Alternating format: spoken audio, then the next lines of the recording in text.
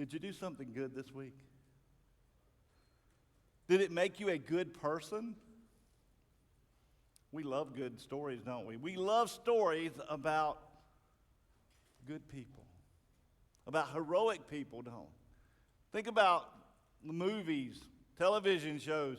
One person and sorry ladies, it's usually a guy, every so often, but for the most part, most of the, action heroes that make a difference. Isn't that great? They show you somebody who goes up against a corrupt system and changes it. Right? Have you seen those kind of movies? Huh. Superheroes all the way to normal, everyday, normal people that somehow suddenly can learn how to, kung fu fight and all that. They just that's the mode of operation of our culture, and there's this sense that one person can make a huge difference. So in the story we're going to read today, there's one man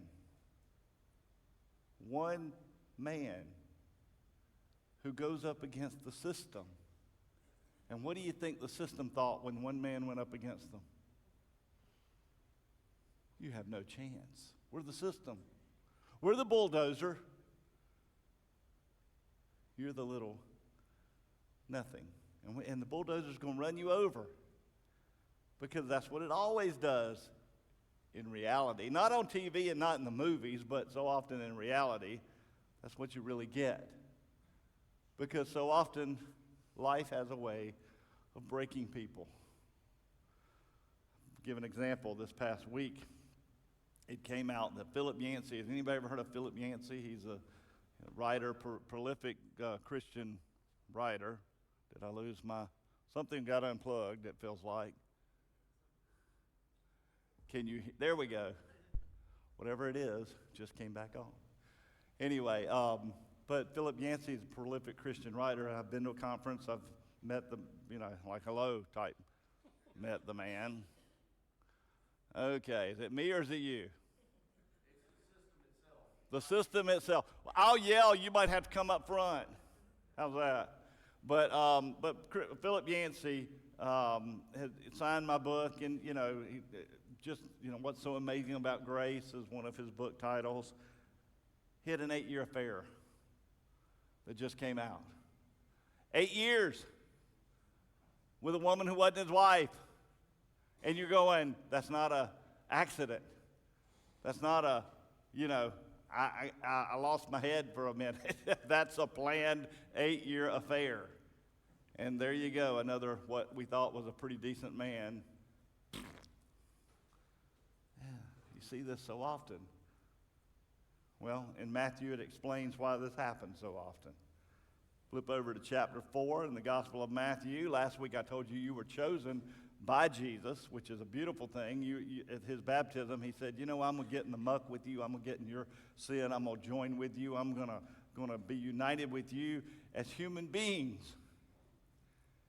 And so Satan, your enemy, my enemy, our enemy, said, another one who thinks he's something, let me see if I can break him. So then Jesus was led by the Spirit into the wilderness to be tempted, to be tested by the devil. Satan said, I can test him and I will surely break him. And he thinks he's God's man, but I've got new plans for him. After fasting 40 days and 40 nights, he was hungry. And the tempter, Satan, came to him and said, if you are the Son of God, tell these stones to become bread. Bread for a hungry man. Reminds me of Esau selling his birthright for a bowl of soup. Maybe I can break you by your physical, by what your needs are. You're hungry, you want, your physical being. If we create pain, if we create suffering, maybe you will deny God. Sounds like Job from the Old Testament. If we just put you to the test enough, you will surely rebel against God. Just make you suffer. And Jesus responded and he said, it is written, man shall not live by bread alone, but on every word that comes from the mouth of God, the word of God. That didn't work. Then the devil took him to the holy city and had him stand on the highest point of the temple. So we're talking Star Trek here, folks. Beam me up. This is not, the temple was high, but the highest point, the devil and Jesus showed up and said, if you are the Son of God, he asked, throw yourself down, for it is written, he will command his angels concerning you, and they will lift you up in their hands so that you will not strike your foot against a stone. What? Throw yourself down without a parachute?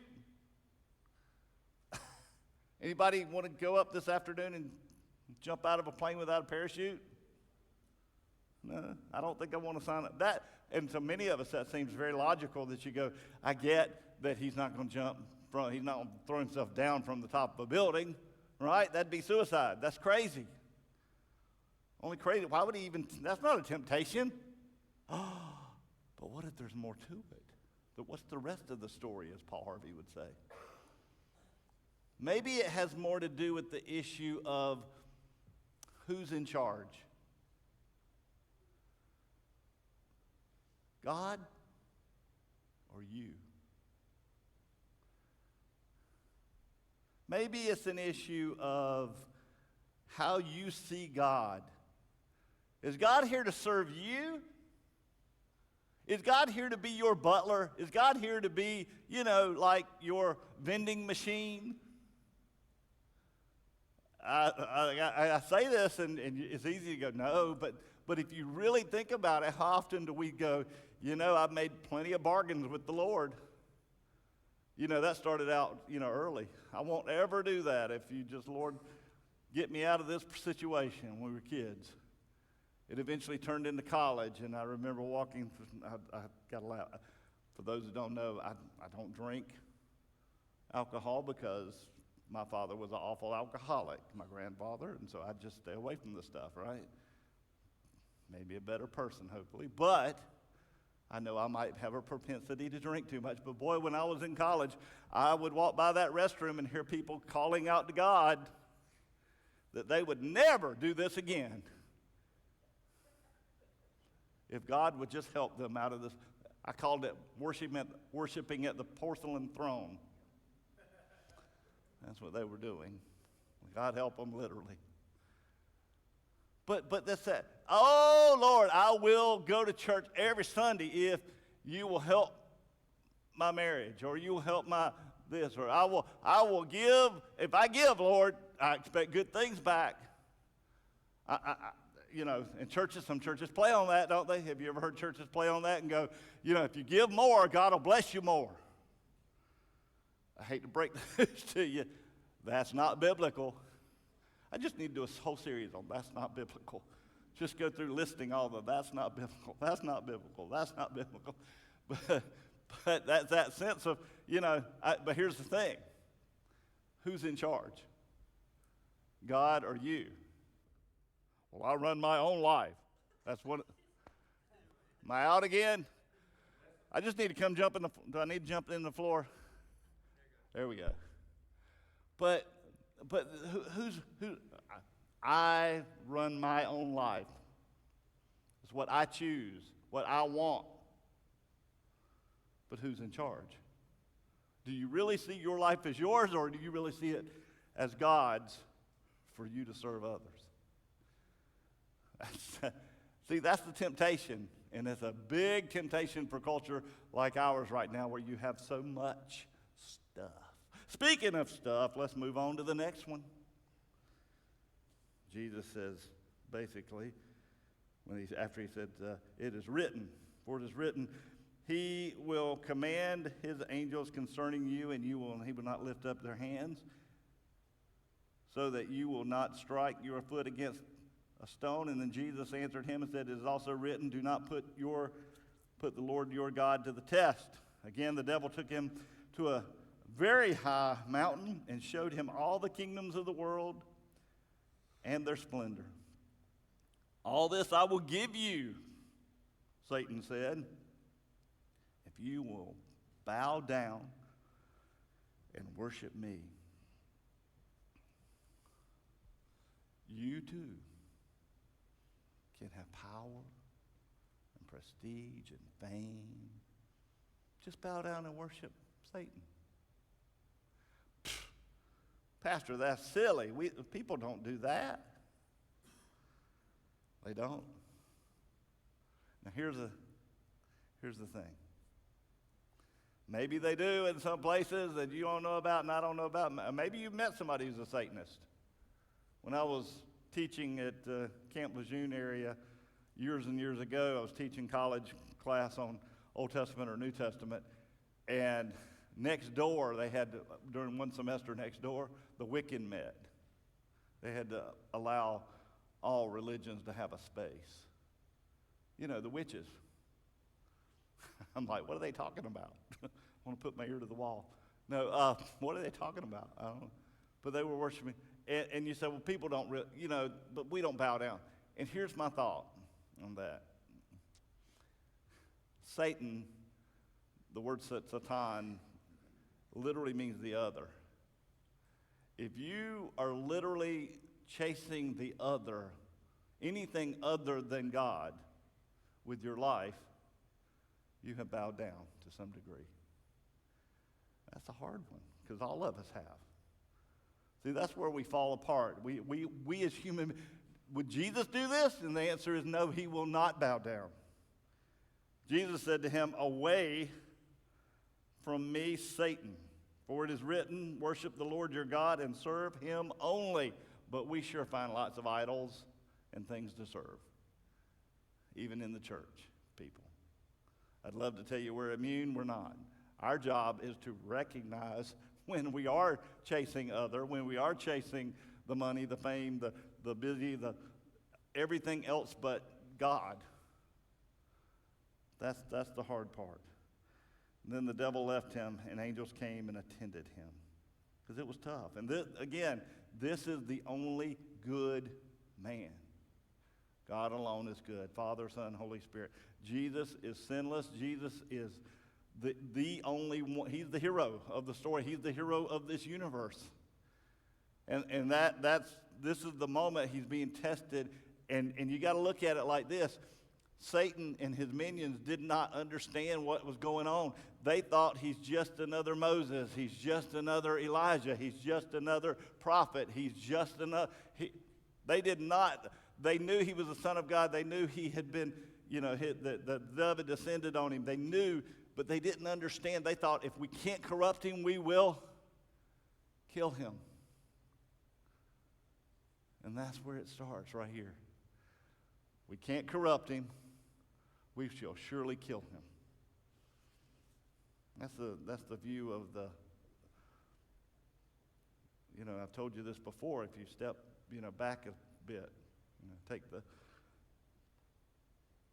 big picture, and you look at how God created all that we know, and in his midst, in the holy, the high court, he had the cherubim and the seraphim and all the other beings that he had created. They call it the Elohim, all the creatures before humanity was brought about. And God said, I'm going to make these creatures called humans, and I'm going to make them. I want to make them, and we're going to serve them. And Satan said, I will not. They are not above us. We are above them. And so Satan's goal was always to still kill and destroy human beings, individual and as a group. Let us ruin God's plan to replace us. And that. You can see that in Psalm 82. You can see it in Deuteronomy 32. There's this sense that God had a big plan, and Satan and his beings are going, No, no, no, no, no, no. We cannot have this. We have to corrupt them. As long as we show them that they are the fallen Adam. We got Adam, we're going to get Jim, Steve, Ann, and Bill too. We're going to get them all. Every one of them, we're going to get them. They are going to be corrupted. And they will always be bad. And Jesus said no. I'll pick up at the next verse. Verse 12, it says, when Jesus heard that John had been put in prison, he withdrew to Galilee, leaving Nazareth. He went and lived in Capernaum, which was by the lake in the area of Zebulun and Naphtali, to fulfill what was said through the prophet Isaiah, land of Zebulun and land of Naphtali, the way of the sea, beyond the Jordan, Galilee of the Gentiles. People living in darkness have seen a great light. On those living in the land of the shadow of death, a light has dawned. Yea, though I walk through the valley of the shadow of death, I shall fear no evil. You've heard that one. Where'd you hear that one lately? If you've been to a funeral, probably that's where you heard it. Because when we think about the valley of the shadow of death, not death itself, but a shadow of death. If you think about a shadow, see, a great light has appeared. In the darkness, a light has appeared. Have you ever been in a situation where it was truly, really, really, really dark? I know y'all have had hurricanes. I know I was in a hurricane. We got back home and the lights went out. And I mean, it was pitch dark. There was no lights until you found a candle or a flashlight. It was dark. When that candle popped on, boy, it was wonderful to see a light. We finally got a candle lit. But this is that moment where we were all lost. You were lost. I was lost. We're all lost to death itself until Jesus came along and said, I am the light of the world. I am that light in the darkness. I am the one that when you close your eyes and you go to sleep for that last time, his light is what we will see. That awakening. I dreamed, I gotta laugh. This morning, when, I don't know about you, my alarm clock went off. I was dreaming when that alarm clock went off this morning. Dreaming. And we will wake up and we will be with the Lord. That's pretty awesome. I love that. And that light will dawn. He says, from that time on, Jesus began to preach, repent, for the kingdom of heaven has come near. Isn't that what John the Baptist said? Repent, be humble, be contrite, be understanding that you are a sinner, we are broken. We are not the hero of the story. We are not our own.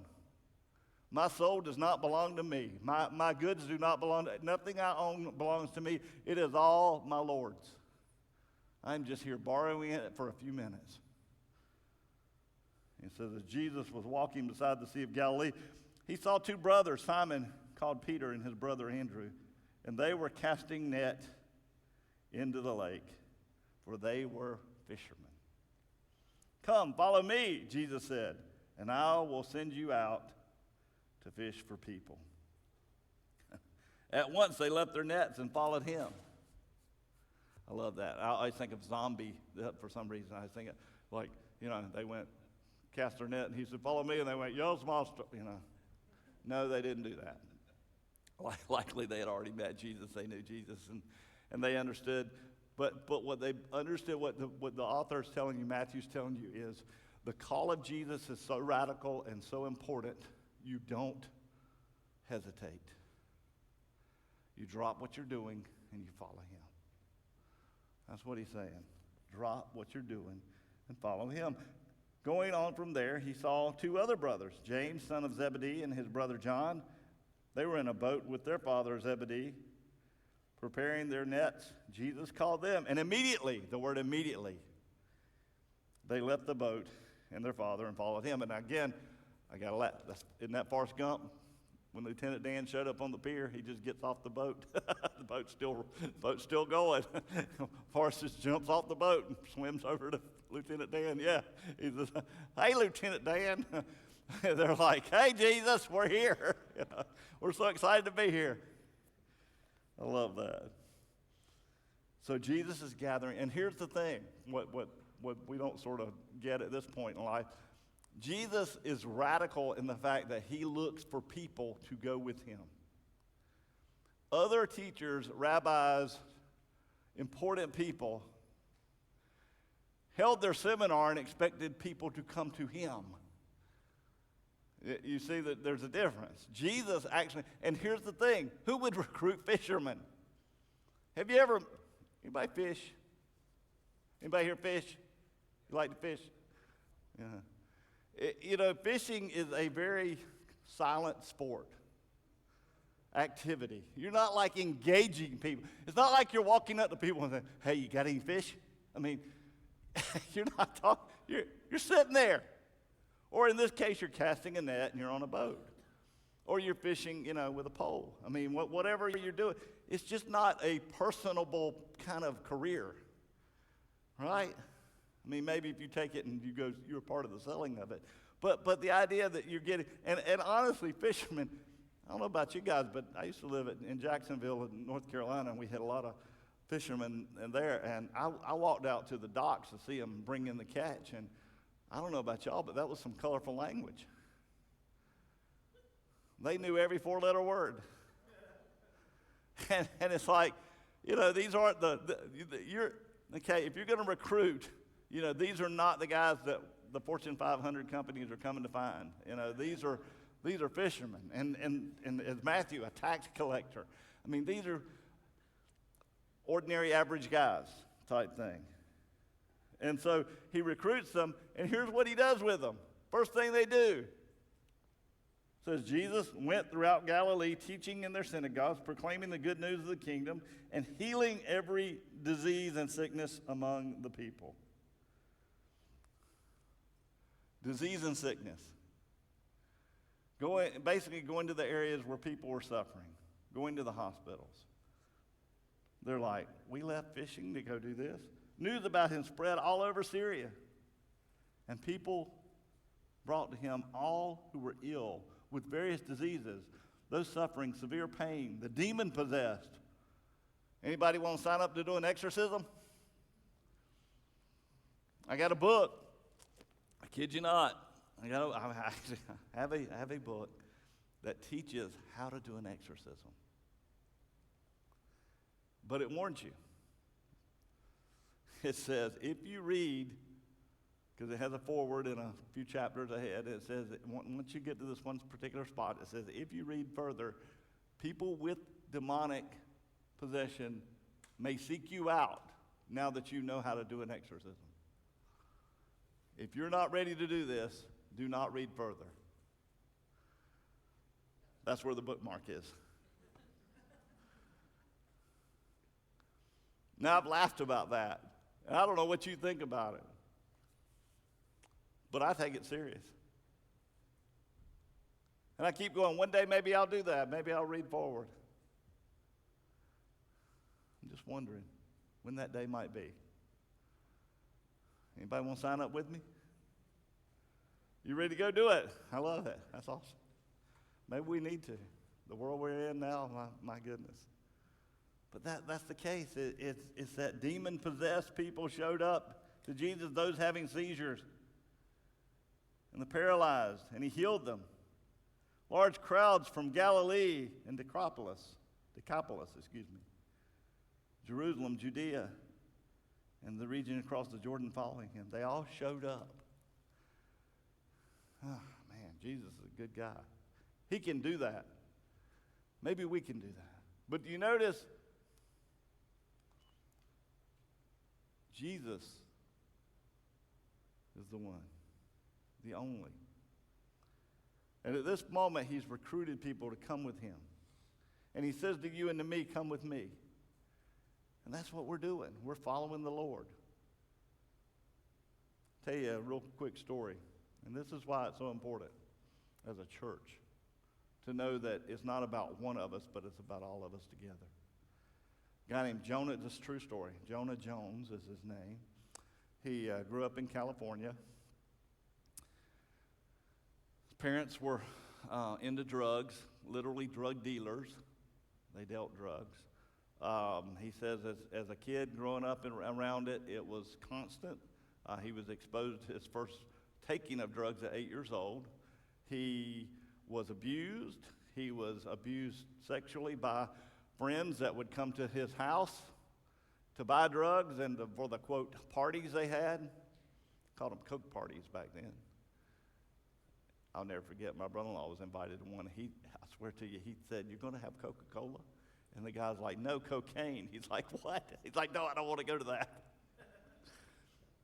But Jonah was exposed to this, and he had great trauma from it. And when he got old enough, he finally literally ran away and got away from it. And he's 18 to 19 years old. He's working odd jobs, and around 20 years old, he wandered, believe it or not, his car broke down. He wandered into a church that on a Sunday morning, his car broke down right in front of a church.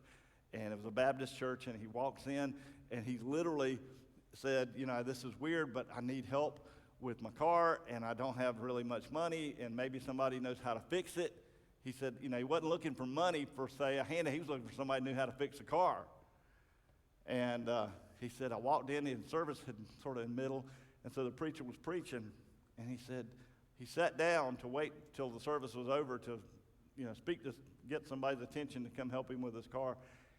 And he said, something changed. He said, all of a sudden I heard that Jesus loved me, that he was here to save me, that he was going to take away my sin and my pain and my hurt if I would give my burden over to him.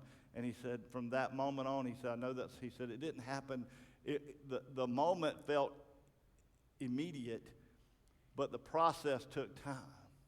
Okay, you understand that? Wasn't like suddenly he went, oh, everything's great. I mean, it took time.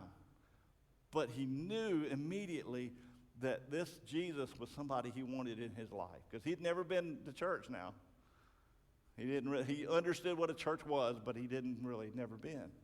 And so, long story short, what he did was he ended up started where he finally got a job, and area he was in, he started going to a church and going regularly, and he gave himself to Christ and was baptized.